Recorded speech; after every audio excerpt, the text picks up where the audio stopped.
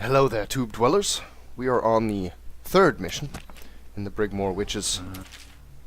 Downloadable content, reading more books, The History of Draper's Ward. Excerpt from the Districts of Dunwall, a recent book, so informational book about Dunwall, I would assume. This chapter will focus on the once lavish Draper's Ward. Before the reign of the Caldwin dynasty, the locale held none of the prestige that it has so recently enjoyed. Draper's Ward was once a simple manufacturing hub for fabrics and textiles, exporting raw weaves to all corners of the empire. Water-driven mills turned day and night to meet the needs of the rapidly expanding cloth industries. For decades, Draper's Ward supported a modest trade until key manufacturers began relocating factories to Serkonos and Morley, I'm sure where labor was cheaper. The price of labor in these places was much lower.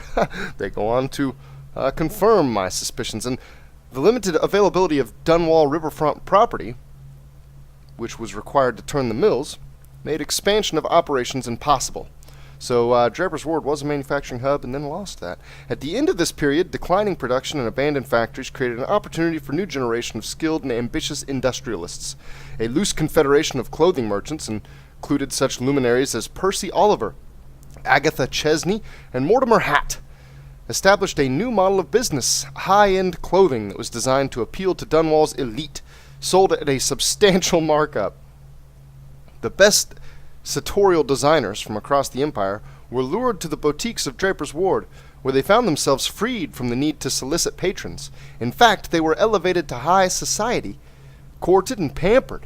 The powerful and influential began to frequent the new Draper's Ward, paying any cost to be seen in the latest styles. The district was wildly successful. Extravagant wealth and luxury among the proprietors and designers became the norm.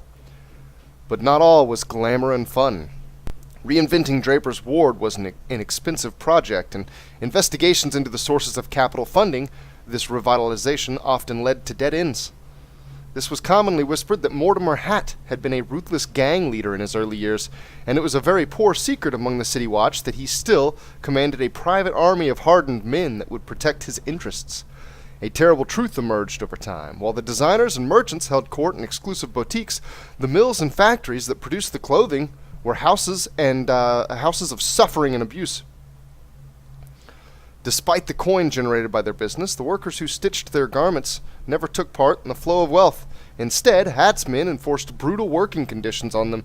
As this corruption intensified, with violence occasionally spilling out into the open streets, the well-to-do declined further invitations to shop at the boutiques.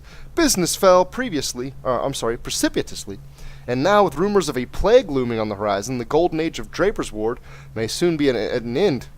Sounds like the king of Draper's Ward, though, this Mr. Hatt, is already set up to transition straight into the chaos very nicely.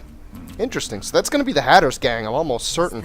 And that's kind of funny that they just made a gang out of some hat makers. Alright, well, that's it for the first book, at the very least. Let's see if there are others.